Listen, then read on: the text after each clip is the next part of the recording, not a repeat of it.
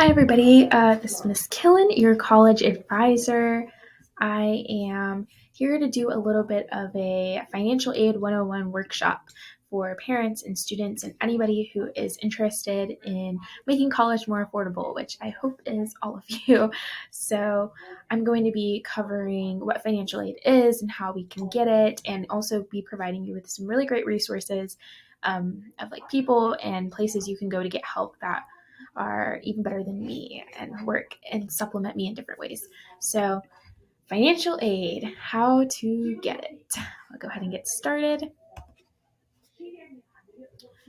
First, I want to talk about what financial aid actually is. It's a really big term that encompasses a lot of different things, but the bottom line is that financial aid is a way to make higher education, college, for-year college, two-year college, whatever you decide to do, more affordable. So, financial aid consists of four main pillars: grants, scholarships, loans, and work study.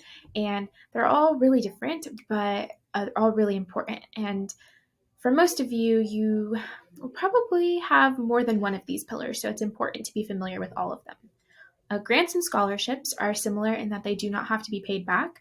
I like to think of them as free money because you can use grant money and scholarship money to achieve higher education and you will never have to pay it back, which is really nice. So those are kind of like our ideal types of financial aid. And then we have loans. Loans are different in that they do have to be paid back. The interest rate and like amount of loans is very personal, individual to each person. However, they are also a really great option, especially with some of the new loan repayment programs North Carolina has implemented for a lot of students. So I don't want to put them on the back burner. They can be leveraged in a really healthy way. Um, Lastly, we have a work study. Work study is a type of financial aid where a student is guaranteed a job on campus, some type of institutional job, like depending on where you go to college, where you can get paid money that can go towards your tuition or fees and other types of college bills that you have. Work study is a really great option, and it differs a little bit from a normal job on campus because you have a little bit more flexible schedule. They'll work a little bit more with your academics. You have priority employment on campus, which is really great.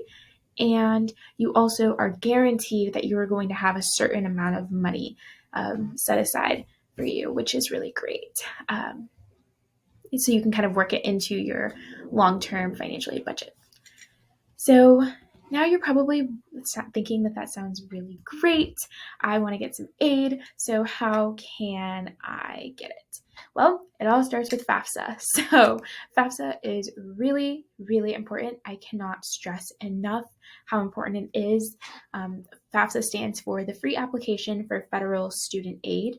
It is an online application that you and your student, if you're a parent watching, just whoever's applying to college must complete.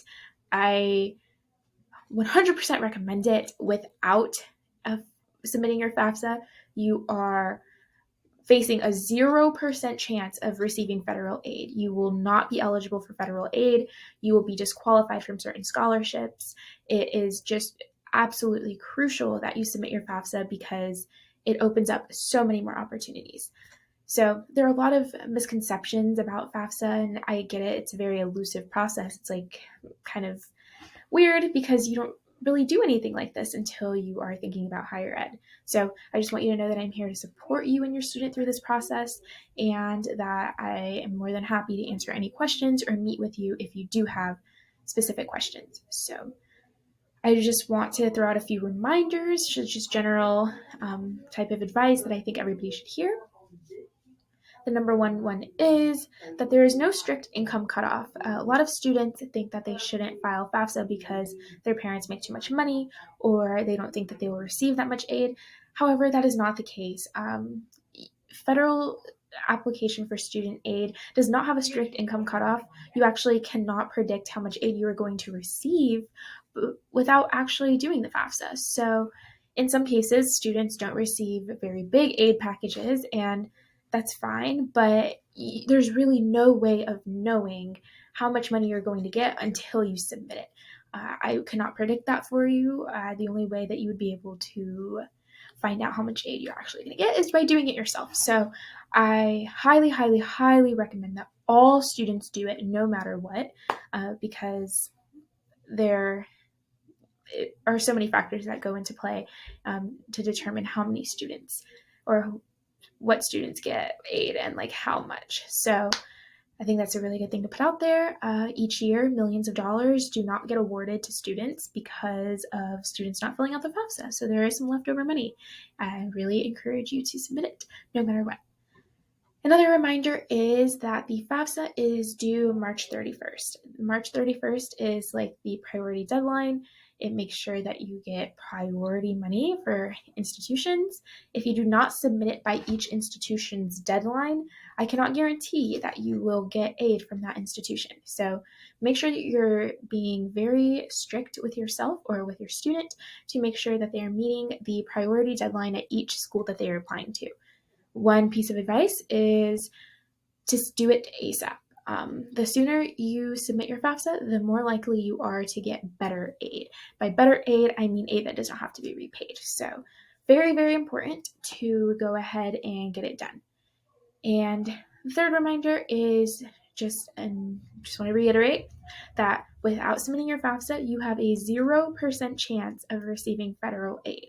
I'm not saying that you cannot get scholarships and other types of aid, but you are not going to get federal aid. So it's really, really crucial that you submit this application to be eligible for federal aid, as well as supplement your federal aid with other types of aid, which we'll talk about soon.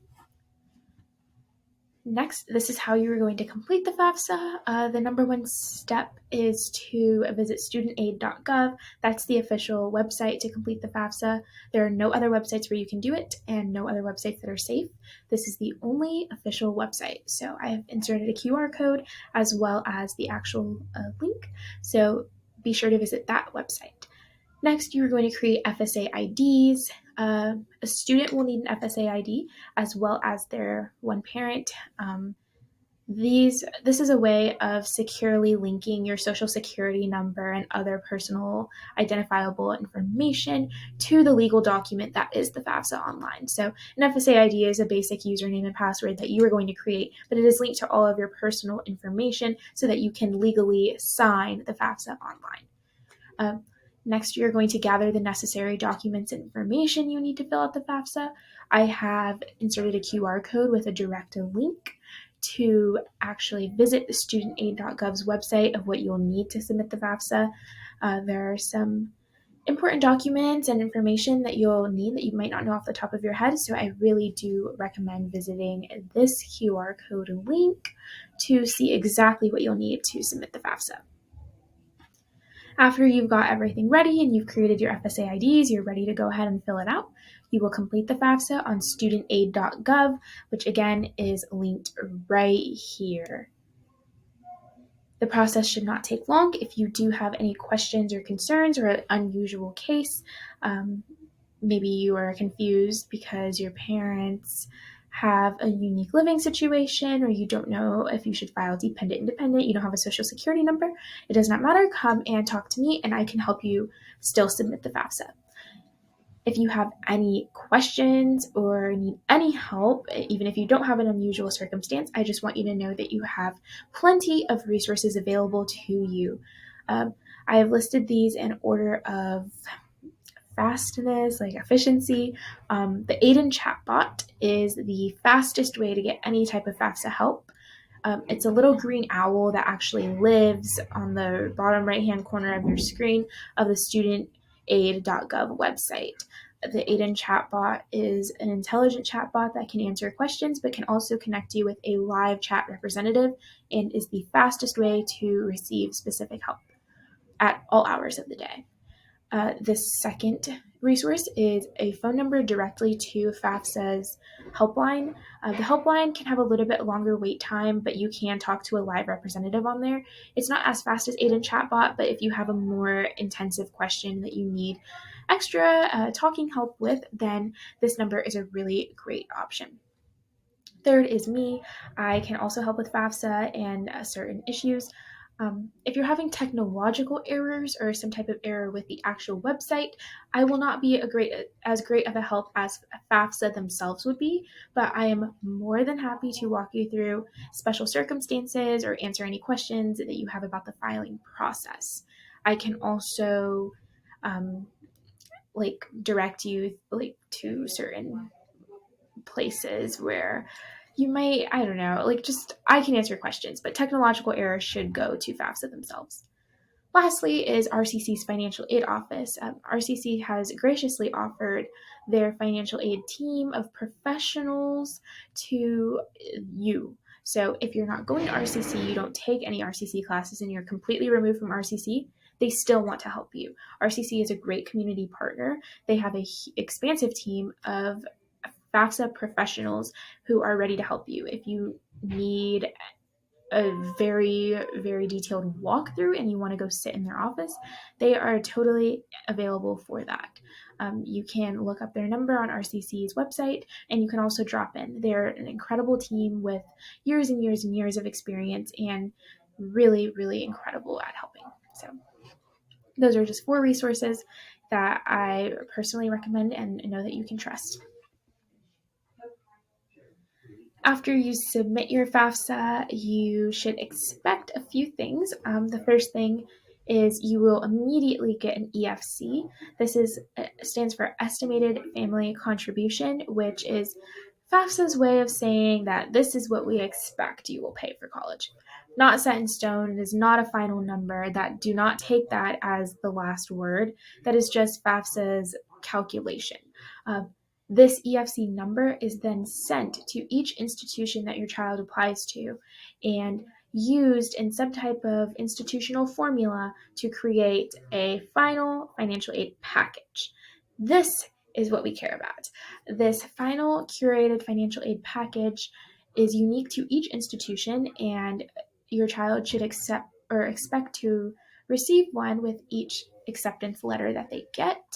I can help you read through that, but typically this financial aid package will be a mixture of institutionally offered aid as well as federal aid to kind of break down some costs and show you what you will expect to pay at that specific institution.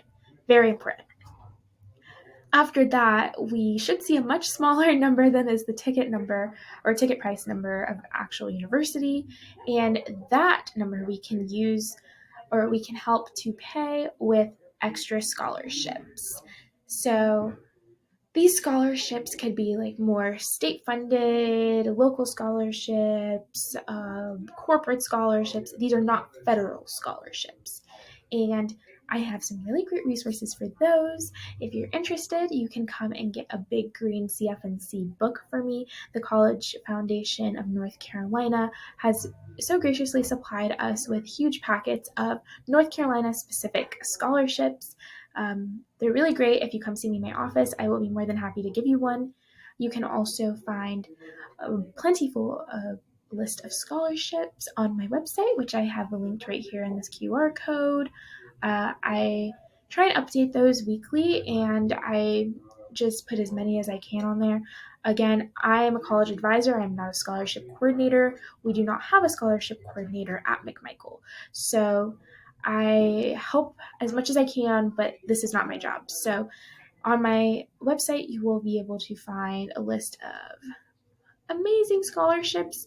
But again, your child will not be eligible for all of them. Some of them are a little bit more identity specific for minority students or students with military background. Again, it's worth looking at all of them. Just know that you will not be able to apply to all of them. Lastly is a FastWeb account. I recommend making a FastWeb account. You can just Google fastweb.com, I believe, and make an account with them. FastWeb acts as a scholarship search engine and kind of filters out national level, world level scholarships that your student would be eligible for based on the information that they put in their profile. So these are 3 incredible resources and should supply your child with plenty of scholarships to apply to. So that is what you can expect after the FAFSA. Lastly, just wanted to say thank you. I really appreciate you tuning in. and learning more about financial aid. Again, my name is Miss Killin, and I work here at McMichael every single school day from 8:30 to 3:30. I will always be here, so you can feel free to drop in my office. I am in the guidance room, and I would be more than happy to talk with you or meet with you. You can also reach me at this email as well as this phone number. I answer those pretty quickly, and this is my Instagram where I post advising content, scholarships, events that we hold at McMichael, and you can also DM me there. It's really important. So I really hope you learned a lot and know that I am here as a resource and that there's so many other community partners here to support you and your child in making college affordable. Thank you.